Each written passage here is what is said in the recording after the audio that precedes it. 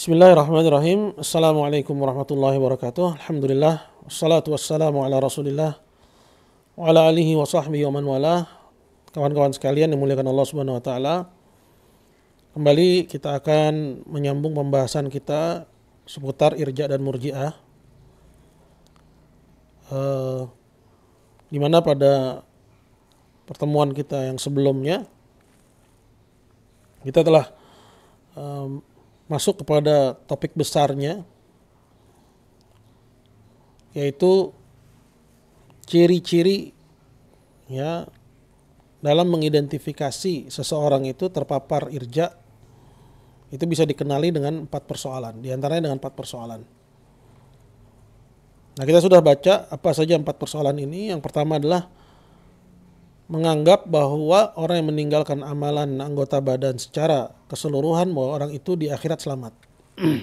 Artinya dia hanya mengucapkan la ilaha illallah, meyakini Islam itu benar, tapi dia nggak beramal sama sekali seumur hidupnya. Maka yang mengatakan bahwa orang itu selamat di akhirat ini terpapar paham irja. Nah, ini sudah kita singgung dalilnya dari kalamnya salaf, dari Harb Al-Karmani, dari ulama salaf, kemudian juga dari ulama kontemporer seperti perkataannya Syekh bin Baz, begitu juga Syekh Al-Fauzan, dan juga ada fatwa dari Lajnah Daimah. Kemudian yang kedua yang juga sudah kita bahas, yaitu pandangan yang mengatakan bahwa amalan anggota badan yang menjadi yang masuk ke dalam pengertian iman, dalam definisinya iman itu adalah ucapan dan perbuatan, bahwa perbuatan di sini cukup seseorang itu dianggap berbuat apabila dia telah mengucapkan dengan lisan. Nah, ini kita ambil dari kalamnya Al-Imam Ahmad pada riwayatnya Khallal dalam As-Sunnah, bahwa Ahmad mengatakan bahwa ini adalah pandangannya murji'ah, atau disebut sebagai akhbath, pandangan yang paling buruk ketika bicara tentang syababah, karena yang disebutkan bahwa syababah ini yad'u ilal irja, merupakan dai yang mengajak kepada irja. Kemudian syababah punya pandangan yang lebih nyeleneh lagi, mengatakan barang siapa yang sudah mengucapkan berarti dia sudah beramal. Oke. Ini juga dikuatkan oleh keterangan dari Ibn Rajab Al-Hambali, juga menukil kalamnya Imam Ahmad dan juga Adz-Dzahabi. Baik, yang ketiga yang akan kita bahas sekarang. Ini ada dalam halaman yang ke-45, pada halaman 45.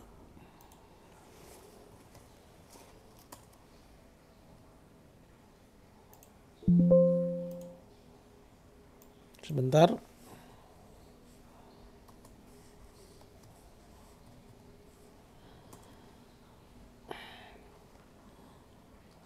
Ini poin yang ketiga di sini.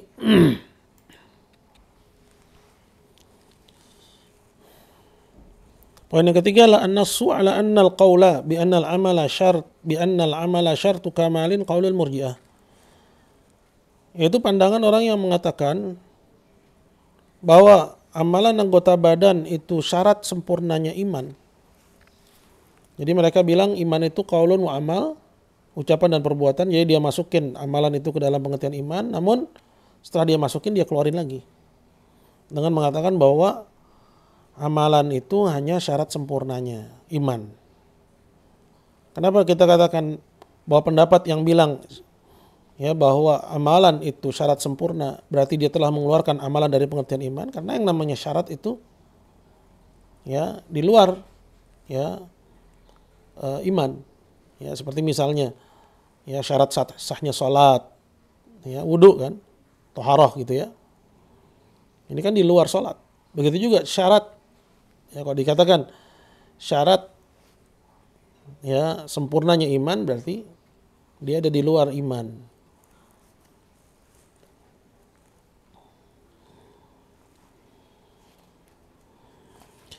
Nah, tentang hal ini sudah ada fatwa yang kemarin sudah dibaca, ya, yaitu fatwa Lajnah Daimah pada nomor 21.436. Nah, kita nggak baca lagi nih karena ini sudah berulang. Intinya bahwa fatwa itu mengatakan, ya, bahwa pandangan yang berpendapat amalan merupakan syarat sempurnanya iman adalah pandangan Murji'ah.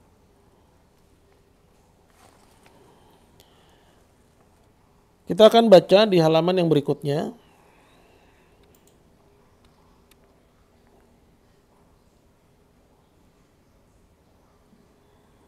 Nah, di sini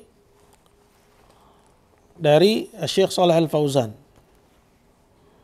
Ya, di halaman 46 ya. Berkata Syekh Shalih Al-Fauzan hafizahullah taala, wa hunaka firqatun khamisah. Ini adalah firqah yang kelima. Ya, dari firaq al-Murji'ah. Dari firqah-firqah Murji'ah. Ya, sebagaimana kita ketahui bahwa Murji'ah itu memang ada banyak cabangnya. Dhaharatil an, mereka muncul sekarang, wa humul ladzina yaqulun, mereka lah orang-orang yang mengatakan innal a'mal syartun fi kamalil imanil wajib awil kamalil mustahab. Mereka yang mengatakan bahwasanya amal perbuatan itu syarat, ya, sempurnanya iman yang wajib atau sempurnanya iman yang mustahab. Ya. Artinya dia menjadikan bahwa amalan anggota badan itu hanya sebagai syarat iman. Ya, apakah syarat sempurna atau syarat, ya, sempurnanya iman yang wajib atau yang mustahab. Yang jadi persoalan di sini adalah mengatakan bahwa amalan itu syarat, sedangkan syarat itu di luar. Posisinya di luar.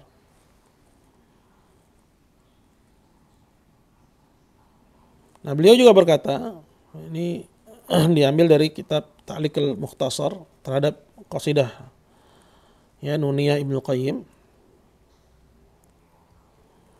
dan juga diambil dari Al-Ijabat Al-Muhimmah fil Masyakil Al-Mulimmah. Berkata beliau, jawaban ala man yaqulu innal imana qaulun wa amal wa i'tiqadun thumma yaqulu al amalu syartu kamalin wal kufru la yakunu illa bil i'tiqad. Ya, ini pandangan sebagian orang yang mengaku salafi.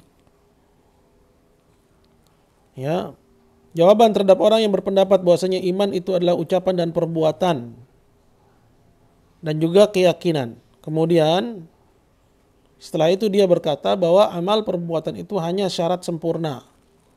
Ya, syarat sempurnanya iman. Wal kufru, sedangkan kekufuran itu tidak terjadi kecuali dengan keyakinan. Ini uraian ini kalau antum perhatikan, ini kontradiktif sekali. Apa maksudnya dia bilang bahwa iman itu ucapan, perbuatan, dan keyakinan. Tapi kekufuran cuman dengan keyakinan. Ya. Terus di mana ucapan dan di mana perbuatan? Ya. Jadi membatasi kekufuran hanya kepada keyakinan ini, seperti nanti antum akan dengar dari Syekh Fauzan, ini qaulul Murji'ah. Ya.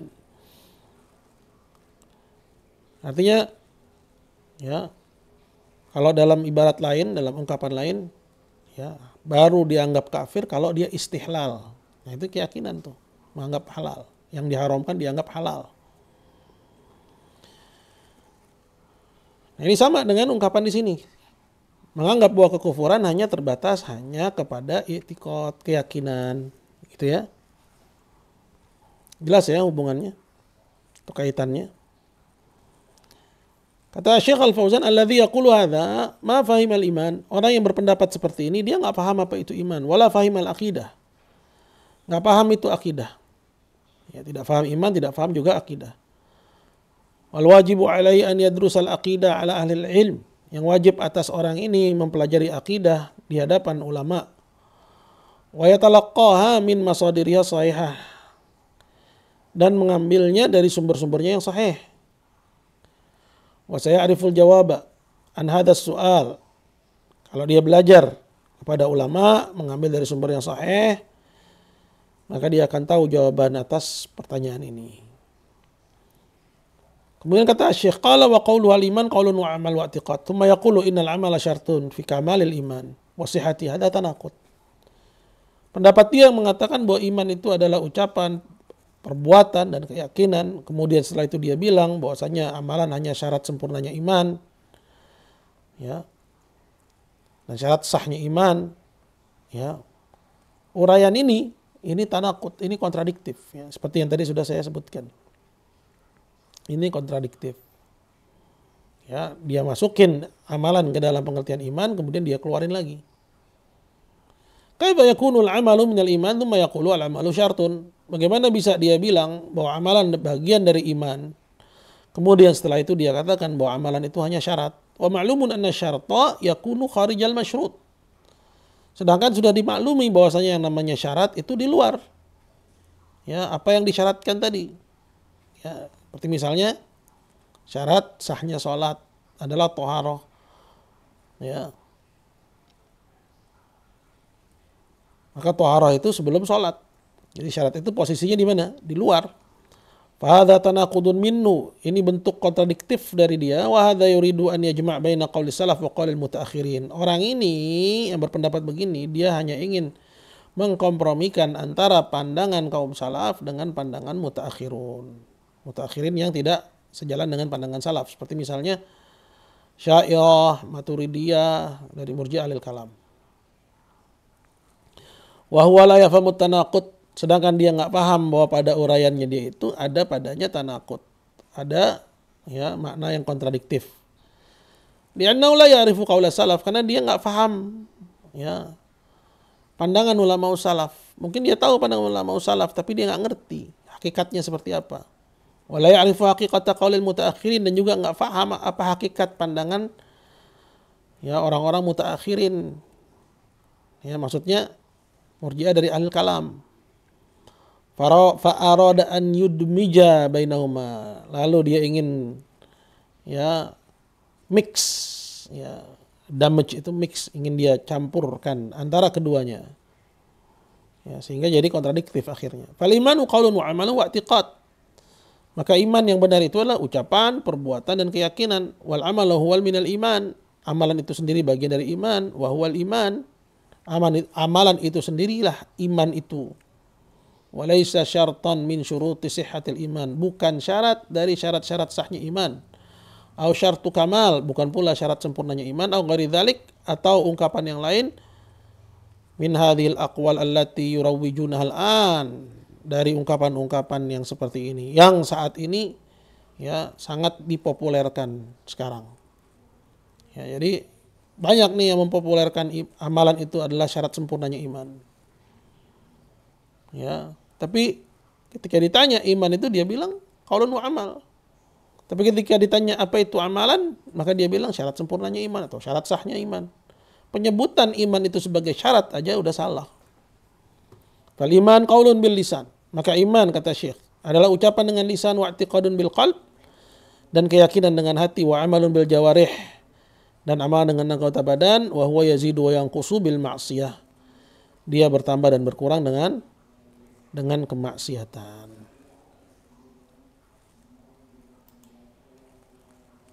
Ya, jadi saya cukupkan sampai di sini karena biar nggak nyampur sama yang berikutnya.